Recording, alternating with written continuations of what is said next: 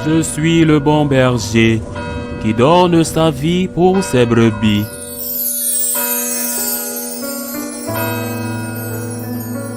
En ce temps-là, Jésus disait aux foules, personne après avoir allumé une lampe ne la couvre d'un vase ou ne la met sous le lit. On la met sur le lampadaire pour que ceux qui entrent voient la lumière, car rien n'est caché qui ne doive paraître au grand jour. Rien n'est secret qui ne doive être connu et venir au grand jour. Faites attention à la manière dont vous écoutez, car à celui qui a, on donnera, et à celui qui n'a pas, même ce qu'il croit avoir sera enlevé. Acclamons la parole de Dieu. L'Église célèbre aujourd'hui la mémoire liturgique de Saint Pio de Pietrelcina, Padre Pio. Sans aucun doute, un personnage, un religieux capucin qui a marqué une période difficile dans l'Église, parce qu'il a dû vivre entre la période précédant le Concile Vatican II et la période de grands changements qui a suivi. Il a été incompris par beaucoup, voire persécuté, puni de rester en silence pendant des années, incapable même d'exercer le sacrement qu'il aimait le plus avec l'Eucharistie, à savoir le sacrement de la confession. Et pourtant, son humilité et sa sainteté se sont révélées plus tôt que tard, et ce sont les fidèles qui l'ont suivi malgré les interdictions. Ce sont eux qui ont certifié que Dieu était avec lui. Cette voix du peuple, c'est elle qui ne s'est jamais éteinte, qui ne l'a jamais abandonnée. Cette voix du peuple par laquelle le Seigneur a parlé, qui a dit que Saint Pio de Pietrelcina était vraiment un homme de Dieu, un saint homme. Ces stigmates sont restés comme une preuve irréfutable que la signature de Dieu avait été opposée non seulement sur son âme, apposée non seulement sur son âme, mais aussi sur sa chair. Et ces souffrances physiques représentées par les plaies de ses mains, de son côté, n'étaient en réalité qu'une forme extérieure des souffrances intérieures, des souffrances spirituelles qu'elle a dû endurer à cause de l'incompréhension et de la persécution de tant de personnes à l'Église.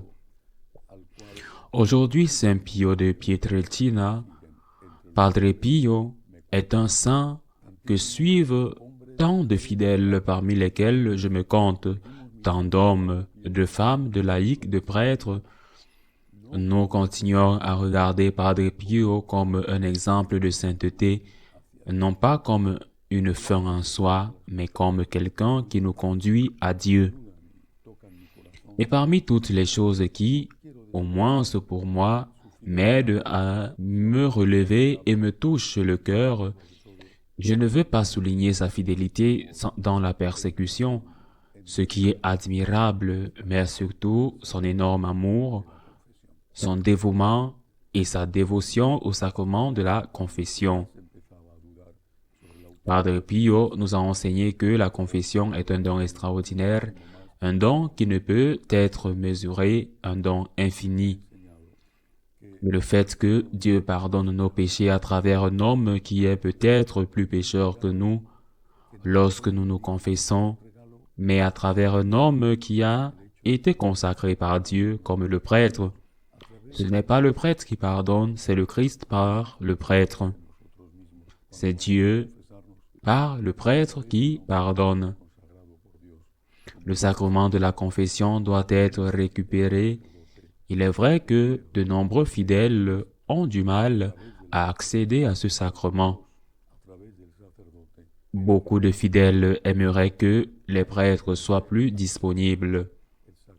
Parfois, vraiment, les prêtres ne donnent pas.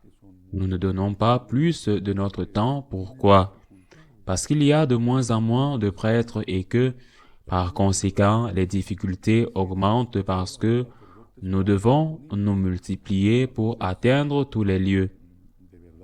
Mais je crois que nous, les prêtres, devons toujours faire un effort pour être à la disposition des fidèles qui veulent se réconcilier avec Dieu. Et bien sûr, de la part de tous, parce que nous, les prêtres, nous devons aussi nous confesser.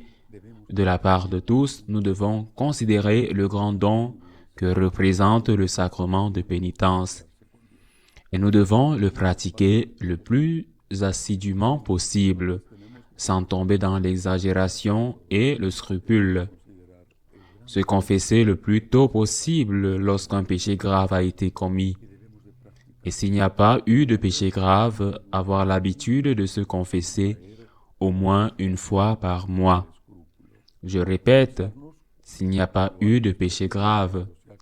Certains voudront peut-être se confesser plus souvent, mais je le répète, nous les prêtres, nous manquons souvent de temps et, par conséquent, nous les prêtres, nous nous sentons parfois un peu dépassés s'il y a beaucoup de pénitents qui font la queue et qu'arrive quelqu'un qui vient de se confesser ou qui s'est confessé quelques jours auparavant, quelques jours plus tôt, et qui n'a pas commis de péché mortel. Il faut aussi penser aux autres. Une pratique courante de la confession, je le répète, s'il n'y a pas de péché grave au moins une fois par mois, peut-être même tous les 15 jours, si c'est possible selon les prêtres, je veux dire que ce serait vraiment utile. Il faut récupérer la pratique du sacrement de la confession, une pratique qui est intimement liée au respect dû à l'Eucharistie. Combien de personnes communient et ne se sont pas confessées depuis des mois, voire des années? Il se peut qu'elles n'aient jamais commis de péché mortel, mais l'Église exige la confession et la communion au moins une fois par an. Par conséquent, même s'il n'y a pas eu de péché mortel, il faut se confesser au moins une fois par an. Ceci est en rapport avec Saint Pio de Pietrelcina.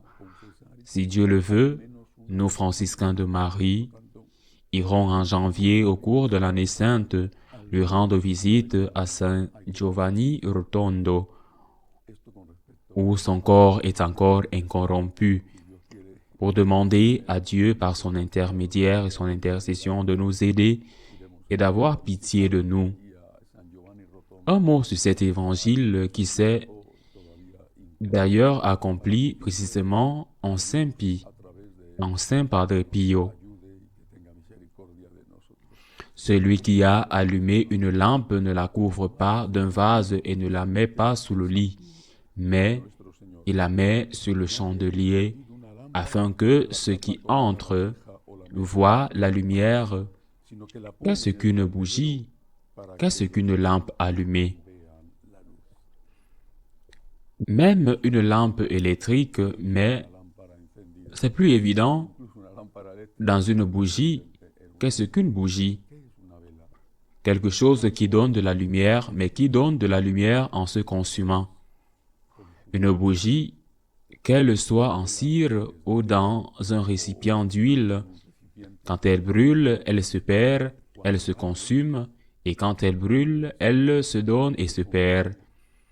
Une bougie donne de la lumière aux autres en se perdant, en disparaissant en quelque sorte. Padre Pio l'a fait, et il l'a fait en tant que confesseur.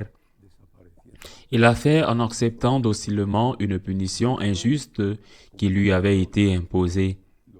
À ce moment-là, il renonçait à lui-même. Cette obéissance face à quelque chose qu'il savait injuste, mais qui venait de ses supérieurs, cette obéissance a été la bougie qui a allumé, la flamme qui s'est allumée.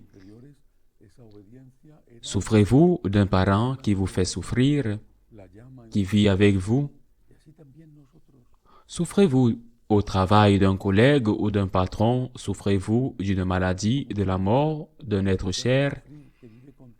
Souffrez-vous d'un problème au travail? Souffrez-vous parce que dans votre pays, il y a une dictature ou une dictature de plus en plus forte? Souffrez-vous de la situation de l'Église? Souffrez-vous de l'une ou l'autre des nombreuses causes de souffrance qui nous affectent en tant qu'êtres humains?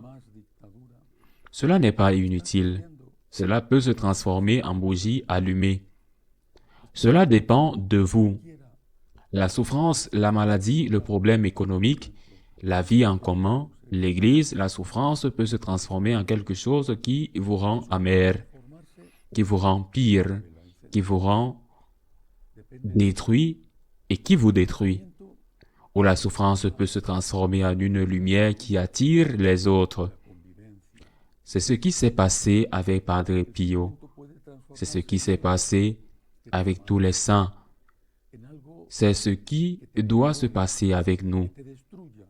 Vous voyez comment ils s'aiment, dit le livre des Actes des Apôtres, que les païens commettent sur les premiers chrétiens. Voyez comment ils s'aiment. Il doit aussi dire de nous, voyez comme ils souffrent. Nous savons qu'il souffre et pourtant il ne maudit pas, il ne désespère pas, il n'a pas de difficulté. Il traverse des moments difficiles, mais où puise-t-il la force? Où puise-t-il la capacité de résister, de continuer? Où puise-t-il la capacité de résister, de continuer? Où puise-t-il ce que nous admirons? Et puis, comme l'a fait Saint Pio de Pietrelcina, nous devons montrer le côté ouvert du Christ sur la croix et nous devons montrer l'Eucharistie. Nous devons montrer le Christ et dire « Il est ma force, il est mon secret, je ne suis pas différent de vous. Je suis battu et je souffre et je pleure.